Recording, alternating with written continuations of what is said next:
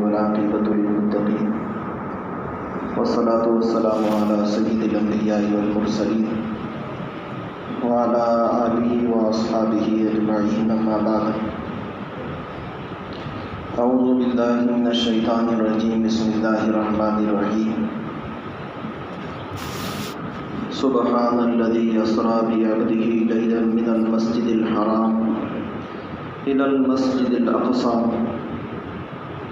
الذي باركنا حوله لنريه من آياتنا صدق اللہ العظیم۔ گزشتہ ہفتے معراج کے متعلق کچھ ضروری اور اہم باتیں ہمارے سامنے آئی تھیں۔ بیت اللہ سے بیت المقدس یعنی مکہ مکرمہ سے بیت المقدس، اس پورے سفر کو اسرا کہتے ہیں۔ اسرا کا لفظی ترجمہ ہے رات میں چلنا۔ تو حرم شریف سے مسجد اقصی تک یہ جو سفر ہوا براق کے ذریعے سے، اس سفر کو اسرا کہتے ہیں۔ پھر بیت المقدس پہنچنے کے بعد ایک سواری لائی گئی، نبی صلی اللہ علیہ وسلم اس سواری پر، اس سیڑھی پر بیٹھے اور پھر آسمانوں پر چلنا شروع کیا۔ اصل اس کو معراج کہتے ہیں۔ حرم شریف سے مسجد اقصی تک یہ جو سفر ہے براق کا، اس کو اسرا کہتے ہیں۔ اور مسجد اقصی سے آسمانوں کا جو سفر ہوا، اصل اس سفر کو معراج کہتے ہیں۔ معراج بنا ہے عروج سے، اور عروج کے معنی ہے بلندی۔ تو بلندی تو مسجد اقصی سے ہوئی ہے۔ یہ جو سفر ہے مسجد بیت اللہ سے مکہ مکرمہ سے مسجد اقصی، یہ تو براق کا سفر ہے، زمینی سفر ہے۔ پھر مسجد اقصی میں پہنچنے کے بعد جبریل علیہ السلام نے اس پتھر میں اپنی انگلی ڈال کر سوراخ کیا۔ بعض علماء کا یہ کہنا ہے کہ یہی وہ پتھر ہے جس پتھر سے اکثر انبیاء اپنے جانوروں کو باندھا کرتے تھے۔ بعض علماء کا یہ کہنا ہے یہی وہ پتھر ہے جس پتھر سے اکثر انبیاء علی نبینا علیہ السلام اپنے جانوروں کو باندھا کرتے تھے۔ تو جبریل علیہ السلام نے اپنے انگلی سے اس میں سوراخ کیا اور براق کو باندھ دیا۔ نبی صلی اللہ علیہ وسلم اندر گئے، تمام انبیاء اکٹھے ہو گئے، ایک قول یہ کہ فرشتے بھی اکٹھے ہو گئے، اقامت کہی گئی۔ جبریل علیہ السلام نے نبی صلی اللہ علیہ وسلم کا ہاتھ پکڑا اور مصلی پر کھڑے کیا۔ نبی صلی اللہ علیہ وسلم نے تمام نبیوں کی اور فرشتوں کی امامت کی۔ اب وہ نماز کون سی ہے؟ تو راجح قول یہ ہے، اکثر علماء کا یہ کہنا ہے کہ وہ نفل نماز تھی۔ راجح قول، زیادہ اچھی بات یہ ہے کہ جو نماز نبی صلی اللہ علیہ وسلم نے مسجد اقصی میں نبیوں کو اور فرشتوں کو پڑھائی، وہ نفل نماز تھی۔ بعض لوگوں کا کہنا یہ ہے کہ یہ وہ نماز تھی جو معراج سے پہلے نبی صلی اللہ علیہ وسلم پر فرض تھی۔ حالانکہ ایسا نہیں ہے، کیونکہ نبی صلی اللہ علیہ وسلم تو عشاء کے بعد لیٹے تھے، اور یہ جو معراج کا پورا واقعہ ہے یہ عشاء کے بعد اور فجر کے بیچ کا ہے۔ اس لیے زیادہ اچھی بات یہ ہے کہ جو نماز نبی صلی اللہ علیہ وسلم نے مسجد اقصی میں بیت المقدس میں تمام نبیوں اور فرشتوں کو پڑھائی، وہ نفل نماز تھی۔ پھر ایک سیڑھی لائی گئی۔ اب ایک قول یہ ہے کہ نبی صلی اللہ علیہ وسلم سیڑھی پر تشریف فرما ہوئے اور براق کو وہیں پر باندھ دیا۔ اب یہ سیڑھی نے چلنا شروع کیا۔ دوسرا قول یہ ہے کہ نبی صلی اللہ علیہ وسلم براق ہی پر بیٹھے رہے، براق سیڑھی پر سوار ہوا اور سیڑھی نے چلنا شروع کیا۔ دونوں صورتیں ہو سکتی ہیں۔ ایک قول تو یہ ہے کہ براق کو مسجد اقصیٰ کے پتھر سے باندھ دیا گیا، صحن میں جو پتھر تھا، نبی صلی اللہ علیہ وسلم سیڑھی پر جلوہ افروز ہوئے، سیڑھی نے چلنا شروع کیا۔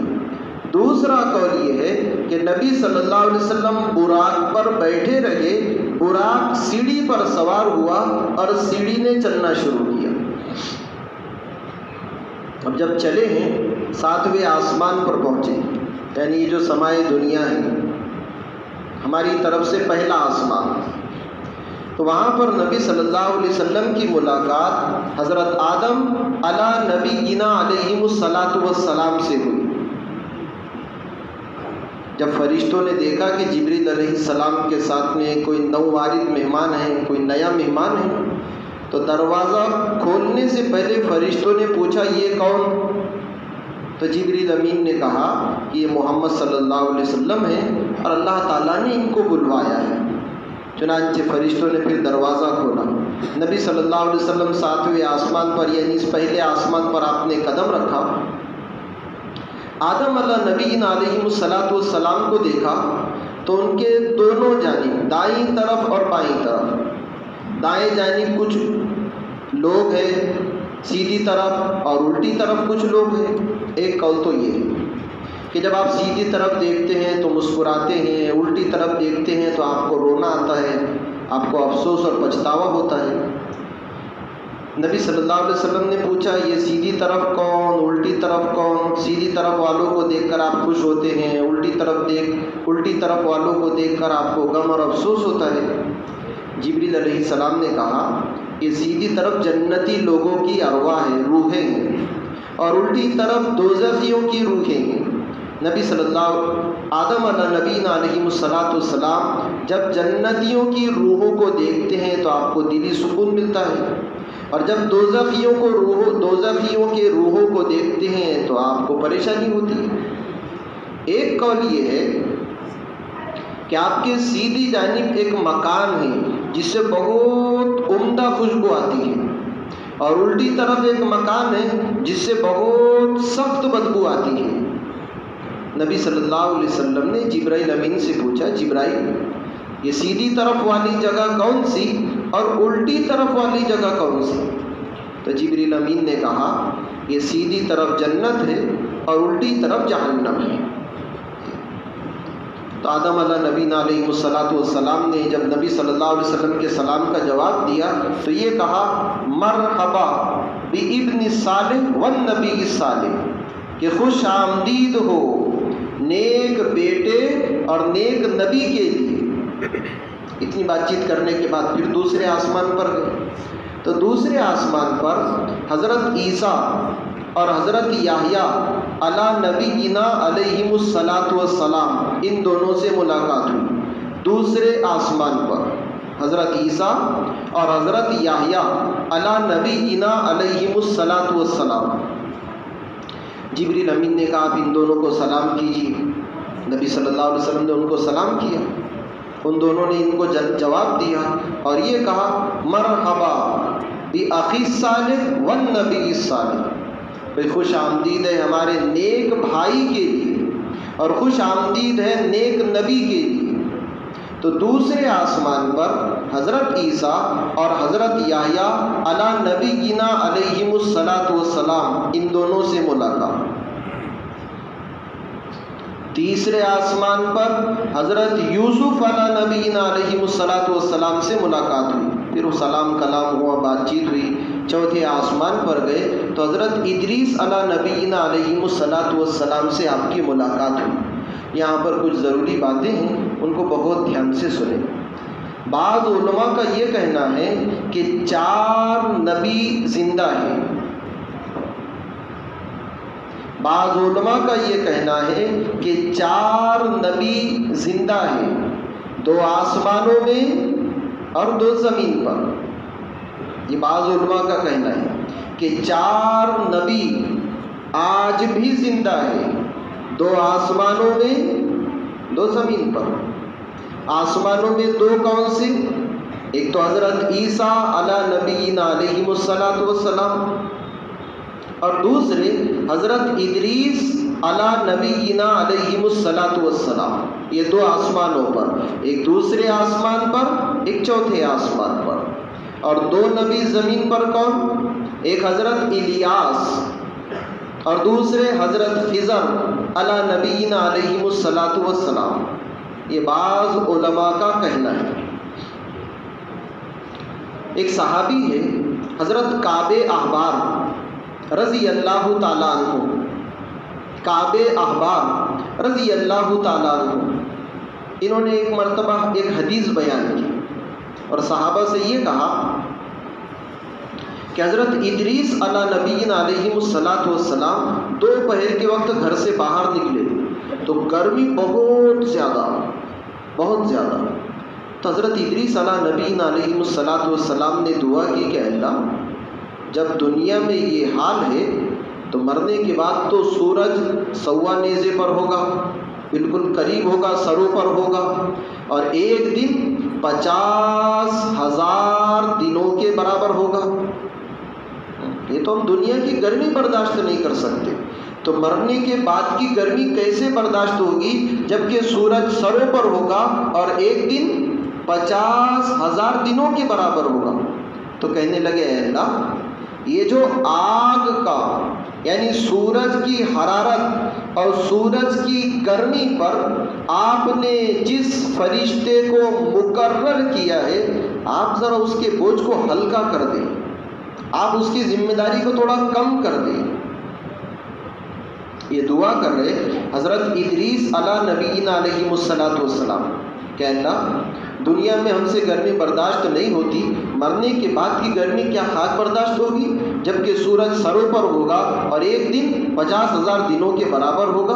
اے اللہ، جس فرشتے کو تو نے سورج کی حرارت اور گرمی پر مقرر کیا ہے، اس فرشتے کی ذمہ داری کو آپ ذرا کم کر دیں، اس کے بوجھ کو ذرا آپ ہلکا کر دیں۔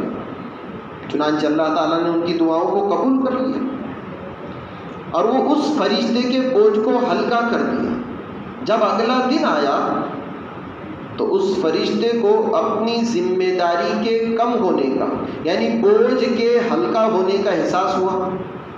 تو فرشتہ کہنے لگا اے باری تعالیٰ، یہ تو عجیب بات ہو گئی، آج ایسا لگ رہا ہے کہ جیسے میرا وزن کم ہو گیا، میرا بار اور بوجھ ہلکا ہو گیا، میری ذمہ داریوں میں کچھ تخفیف، کچھ کمی آ گئی۔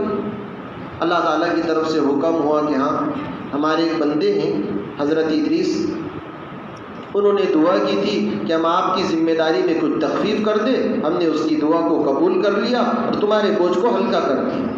وہ فرشتہ کہنے لگا کہ اے اللہ، میں چاہتا ہوں کہ پھر میرا ان سے دوستانہ ہو جائے۔ اجازت مل گئی۔ اب اس فرشتے کا جو سورج کی آگ حرارت پر متعین تھا، اس کی ذمہ داری تھی، حضرت ادریس علیہ السلام سے اس کا دوستانہ ہو گیا۔ جب دوستانہ بڑھ گیا، تعلقات بڑھ گئے، تو حضرت ادریس علیہ السلام نے اس فرشتے سے کہا کہ بھئی آپ کی ملک الموت سے تو بہت پہچان ہے، آپ ایک کام کرو، ان سے جا کر میری سفارش کرو کہ وہ میری روح ابھی قبض نہ کرے، میں یہ چاہتا ہوں کہ میں بہت زیادہ عبادت کروں۔ اور ایک روایت میری یہ ہے، ایک روایت میں کہ پوری دنیا میں تمام انسان جتنی عبادت کرتے تھے اتنی حضرت ادریس علیہ السلام اکیلے کرتے تھے۔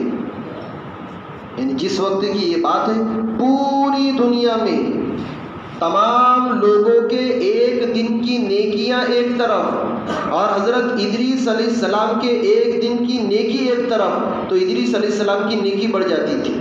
فرشتوں میں شور ہوا آسمانوں میں کہ وہ تو بہت زیادہ عبادت کرتے ہیں۔ اب فرشتوں کی آرزو، تمنا، خواہش تھی کہ ہم ان سے ملاقات کریں، ان سے ہمارے تعلقات بڑھے، دوستانہ بڑھے۔ اس طریقے سے دوستانہ ہو گیا۔ تو اس فرشتے سے ادریس علیہ السلام نے یہ کہا کہ تمہاری ملک الموت سے بہت پہچان ہے، آپ ایک کام کرو، میری ان سے سفارش کرو۔ وہ فرشتہ کہنے لگا کہ وہ ملک الموت ہے، اس کو کسی پر ترس ورس آتا نہیں، اس کو جو کام دے دیا گیا اس کو پورا کرتا ہے، اس میں کسی کی سنوائی نہیں ہے۔ ادریس علیہ السلام کی طرف سے ضد ہوئی، فرشتے نے اپنا ایک پر پھیلایا، ادریس علیہ السلام اس پر بیٹھے، اب وہ چلنا شروع کیا تو چوتھے آسمان پر پہنچے، ملک الموت سے ملاقات ہوئی۔ ادریس علیہ السلام پر بیٹھے ہیں، وہ فرشتہ ملک الموت سے بات کر رہا ہے کہ دیکھو یہ میرے ساتھ میں حضرت ادریس ہے، آپ نے ایک کام کرنا، ان کی روح ابھی قبض مت کرنا۔ وہ ملک الموت کہنے لگا کہ میرے ڈائری میں جو زندوں کے نام ہیں اس میں تو ان کا نام ہی نہیں۔ جس فرشتے نے حضرت ادریس علیہ السلام کو لایا تھا، جب ان کی طرف دیکھا تو اس سے پہلے تو ملک الموت نے ان کی روح قبض کر لیا۔ اپنی زبان میں کہیں گے ملک الموت کہنے لگے مجھے تو بہت ٹینشن تھا کہ اللہ تعالیٰ کی طرف سے حکم ہوا کہ ادریس کی روح تم کو چوتھے آسمان پر قبض کرنا ہے، اب وہ زمین پر روح چوتھے آسمان پر قبض کیسے ہوگی؟ تو اللہ تعالیٰ نے یہ اس کا انتظام کیا ہے۔ لیکن یہ اسرائیلی روایت ہے، اتنا ذہن میں رکھیں، ہم اس کو صحیح نہیں بول سکتے تو غلط بھی نہیں بول سکتے، اس لیے ان جیسی روایتوں کو بیانوں میں بیان نہیں کرنا۔ آپ لوگ سوچ رہے ہیں پھر تم کیوں بیان کر رہے ہیں؟ اس کی وجہ ہے کہ آج نیٹ کا دور ہے، کیونکہ نیٹ تھوڑی لگتا، نام بولے اور سب آ گیا، پھر اس میں جھوٹی سچی کہانیاں۔ راجے قول یہ ہے، زیادہ اچھی بات یہ ہے کہ حضرت ادریس علی نبینا علیہم الصلاۃ والسلام کی وفات ہو چکی ہے۔ زیادہ اچھی بات، زیادہ صحیح قول یہ ہے کہ حضرت ادریس علی نبینا علیہم الصلاۃ والسلام بھی مر چکے ہیں، یہ زیادہ اچھی بات ہے۔ آسمان میں صرف ایک نبی حضرت عیسیٰ علی نبینا علیہم الصلاۃ والسلام زندہ ہے، قیامت سے پہلے آئے گی، بہت ساری مرتبہ آپ نے ان کی کارگزاری سنی ہوگی۔ اب دو نبی زمین پر، تو حضرت ادریس علی نبینا علیہم الصلاۃ والسلام کے بارے میں جو قرآن نے کہا وَاذْكُرْ فِي الْكِتَابِ ادریس إِنَّهُ كَانَ صِدِّيقًا نَبِيًّا وَرَفَعْنَاهُ مَكَانًا عَلِيًّا، کہ آپ ان کے سامنے حضرت ادریس کا تذکرہ کیجیے۔ حضرت ادریس یہ حضرت نوح علی نبینا علیہم الصلاۃ والسلام کے پردادا ہے، ادریس علیہ السلام، اور حضرت شیس علیہ السلام کے نواسے ہیں۔ ان کا نام ادریس نہیں تھا، ان کا نام تو اخنوق تھا، لیکن چونکہ یہ پڑھتے بہت زیادہ تھے، درس بہت زیادہ دیتے تھے، وہ درس کی وجہ سے ان کا نام ادریس رکھا گیا، ورنہ ان کا نام ادریس نہیں تھا۔ ان کے دنیا میں آنے سے پہلے لوگ چمڑے کے کپڑے پہنتے تھے، بدنوں پر خال ڈال لیتے تھے۔ یہی وہ سب سے پہلی شخصیت ہے جنہوں نے سوئی کو ایجاد کیا اور پھر دھاگا ایجاد کیا۔ علماء نے لکھا ہے جب یہ سوئی سے ایک ٹاکا مارتے تو ایک مرتبہ سبحان اللہ کہتے تھے، بدن پر جتنی مرتبہ سوئی کے ٹاکے ہوتے تھے اتنی مرتبہ سبحان اللہ کہتے تھے۔ یہی وہ شخصیت ہے جس نے سب سے پہلے حساب کو انہوں نے ہی ایجاد کیا۔ یہی وہ شخصیت ہے جنہوں نے سب سے پہلے کاغذ بنایا، ورنہ ان سے پہلے لوگ کھالوں پر، پتھروں پر، پتوں پر لکھا کرتے تھے۔ ادریس علی نبینا علیہ الصلاۃ والسلام نے کاغذ کو ایجاد کیا، قلم کو ایجاد کیا انہوں نے، قلم کو۔ ایسے ہی حضرت ادریس علی نبینا علیہ الصلاۃ والسلام نے اسلحے اور ہتھیار بنائے۔ اس بہت ساری چیزوں کے وہ موجد ہے۔ موجد کا مطلب یہ ہے کہ یہ وہ شخصیت ہے جس نے دنیا میں بہت ساری چیزوں کو وجود دیا، ایجاد کیا، نئے پن سے اس کی بنیاد ڈالی۔ تو یہ حضرت نوح علیہ نبینا علیہ الصلاۃ والسلام کے پردادا ہے اور حضرت شیس علیہ السلام کے نواسے ہیں۔ اللہ تعالیٰ نے حضرت ادریس علیہ السلام پر تقریباً 30 صحیفے نازل کیے، چھوٹے چھوٹے رسالے تقریباً حضرت ادریس علیہ السلام پر 30 اتارے گئے۔ قرآن نے کہا وَرَفَعْنَاهُ مَكَانًا عَلِيًّا، کہ ہم نے آپ کے مقام کو بہت بلند کیا۔ اس کا مطلب یہ تھا کہ ہم نے آپ کو نبوت دے کر، ہم نے آپ کو رسالت دے کر، ہم نے آپ سے اپنا تعلق قریب کر کے آپ کو بہت اونچا مقام دیا۔ لیکن بعض لوگوں نے یہ سمجھا ہے وَرَفَعْنَاهُ مَكَانًا عَلِيًّا کہ ہم نے آپ کو اوپر چوتھے آسمان پر بٹھا دیا۔ وہ علماء کی اپنی ایک رائے ہے، لیکن زیادہ اچھی بات، زیادہ صحیح بات یہ ہے کہ حضرت ادریس علیٰ نبینا علیہ الصلاۃ والسلام چوتھے آسمان پر نہیں ہیں، بلکہ ان کی تو روح قبض ہی کر لی گئی، اپنی زبان میں کہے کہ وہ بھی مر گئے۔ ایک نبی بچے ہیں آسمان میں، حضرت ادریس علیٰ نبینا علیہ الصلاۃ والسلام، اور جو زمین پر دو ہیں، ایک حضرت الیاس اور دوسرے حضرت خضر علیٰ نبینا علیہ الصلاۃ والسلام۔ تو آپ نے حضرت خضر کے متعلق تو بہت سارے واقعات سنے ہوں گے۔ بعض لوگوں کا یہ کہنا ہے کہ وہ زندہ ہے اور آج بھی زندہ ہے، اور آپ کو شاید یاد ہوگا بعض لوگ ایسا کہتے ہیں، بعض لوگ کہ ان کے انگوٹھے میں ہڈی نہیں ہے، اس لیے آپ نے دیکھا ہوگا بعض لوگ جب مسافہ لیتے ہیں نا تو ایسا دیکھتے ہو، وہ یہ سمجھتے شاید یہی تو خضر نہیں ہے، حالانکہ اس کی کوئی اصل نہیں ہے۔ تو بعض لوگوں کا یہ کہنا ہے کہ زمین پر دو نبی زندہ ہیں، ایک حضرت خضر، دوسرے حضرت الیاس۔ ایک قول یہ ہے کہ دونوں کا ایک ہی نام ہے، حضرت خضر ہی کا نام الیاس ہے۔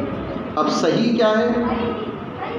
ایک مرتبہ صحابہ کی ایک جماعت بیٹھی ہوئی تھی، صحابہ کی ایک ٹولی بیٹھی ہوئی تھی، اتنے میں ایک آدمی، سر کے بال بالکل کالے، داڑھی کے بال بہت زیادہ کالے اور کپڑے بہت زیادہ سفید، کلر بہت خوبصورت اور صحت بہت اچھی، آئے صحابہ کے درمیان اور گردنیں پھلانگتے ہوئے آگے بیٹھ گئے۔ ایک آدمی پیچھے سے اور آگے آ کر گردنیں پھلانگتے ہوئے آ کر بیٹھ گئے، سر اور داڑھی کے بال بالکل کالے، کپڑے بہت زیادہ سفید اور خوبصورت بہت زیادہ، صحت بہت اچھی، گردنوں کو پھلانگتے ہوئے آئے اور صحابہ کے درمیان بیٹھ گئے، اور صحابہ رضی اللہ تعالیٰ عنہم اجمعین کو کچھ نصیحت کرنے لگے اور چلے گئے۔ حضرت ابو بکر صدیق رضی اللہ تعالیٰ عنہ اور حضرت علی رضی اللہ تعالیٰ عنہ، یہ دونوں حضرات اس مجلس میں بیٹھے ہوئے تھے۔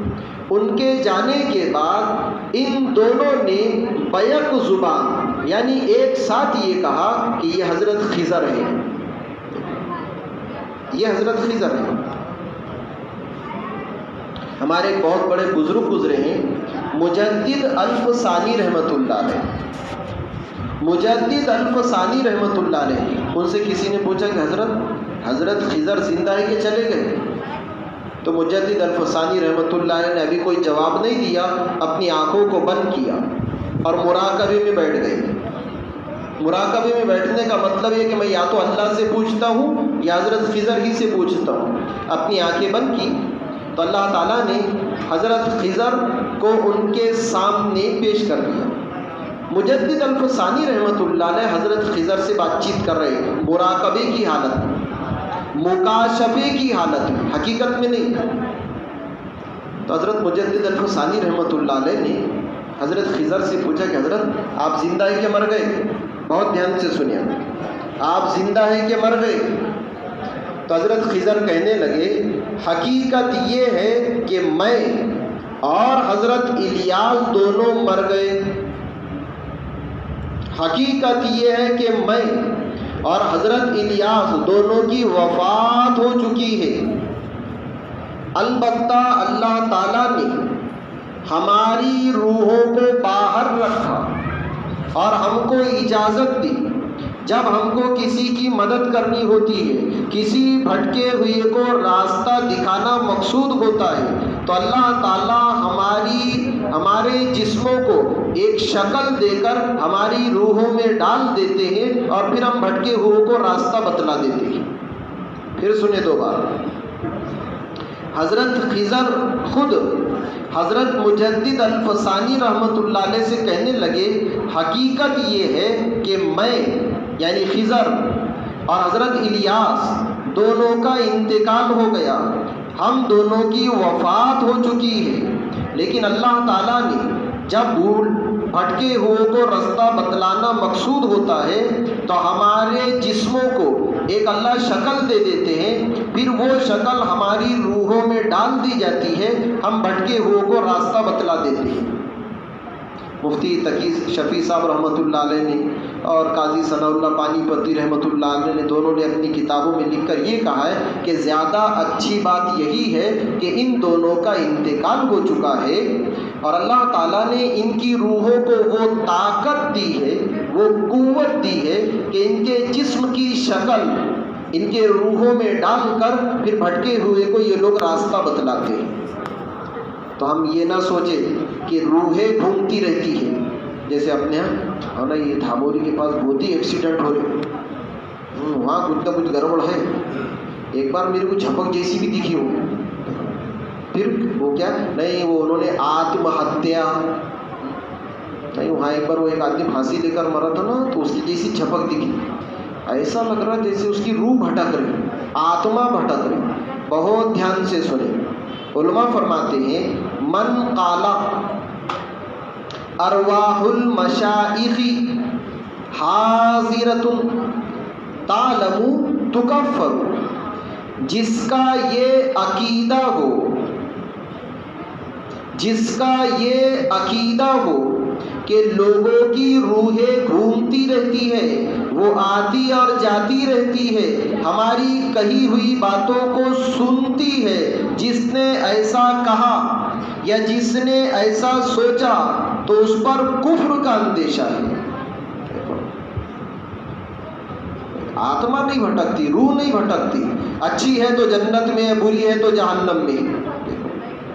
وہ جنت کی نعمتوں کو چھوڑ کر دھامولی بس اسٹاپ پر تھوڑی آئیں گی، اور اگر جہنم میں ہے تو جہنم کی زنجیروں کو توڑ کر، وہاں کے عذابات کو چھوڑ کر ہمارے یہاں نہیں بھٹکے گی وہ۔ تو جس کا یہ عقیدہ ہو کہ روحیں آتی جاتی رہتی ہے، ہماری کہی ہوئی باتوں کو وہ سنتی ہے، تو اس پر کفر کا اندیشہ ہے۔ اس لیے آپ حضرت خضر کے جملے سنیں کہ اللہ تعالیٰ نے ہماری روحوں کو وہ طاقت دی ہے، اور اللہ ہمارے جسموں کی ایک شکل بناتے ہیں اور اس شکل کو ہماری روحوں کے ساتھ جوڑتے ہیں، بغیر جسم کے روح نہیں، وہ ہمارے جسم کی شکل کو روح کے ساتھ جوڑتے ہیں، ملاتے ہیں، روح میں ڈالتے ہیں یا جسم میں روح کو ڈال دیتے ہیں۔ پھر جن بھٹکے ہوئے کو راستہ بتلانا مقصود ہوتا ہے، ہم ان کو راستہ بتلا دیتے ہیں۔ اب پوری بات کا خلاصہ یہ ہے کہ صرف ایک نبی آسمانوں میں زندہ ہے، حضرت عیسیٰ علی نبینا علیہ السلام۔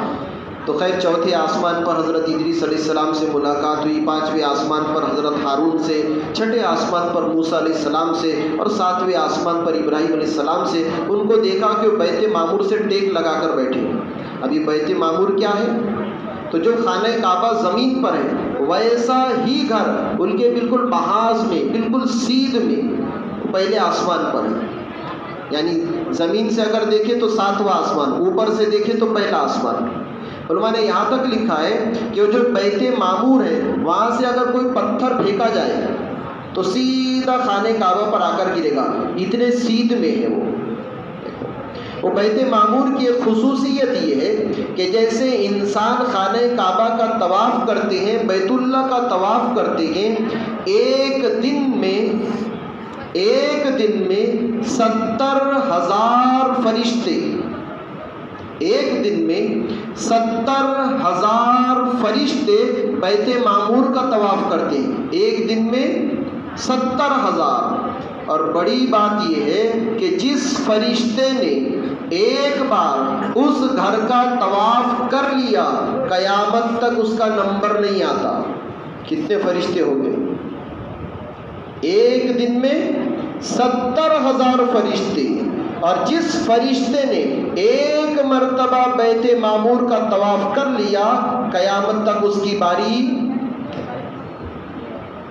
اب جب گئے ہیں تو ایک جھاڑ آ گئے، ایک درخت آ گئے، کیا بولے؟ سدرۃ المنتہا، بیری کا درخت۔ تو سدرہ کے معنی تو بیری ہے۔ علماء مفسرین نے لکھا ہے کہ وہ جھاڑ بھی بڑا عجیب جھاڑ ہے، اس کی جڑ ایک آسمان میں، اور اس کے جو شاخیں ہیں، جو ڈالیاں ہیں، اپنی زبان میں بولیں گے اس کی جو ڈنگال ہے، وہ دوسرے آسمان پر، یعنی چھٹے آسمان پر اس کی جڑ، تو ساتویں آسمان پر اس کے پتے۔ اور ایک روایت میں یہ ہے جیسے آپ نے دیکھا ہوگا شادی بیاہ کے موقع پر تو چھوٹی چھوٹی لائٹنگ لگاتے ہیں، جو لگانا فضول خرچی ہے، خصوصاً ولیمے میں لگاتے ہیں۔ جو لوگ ایسا کرتے ہیں وہ شیطان کے چھوٹے بھائی ہیں۔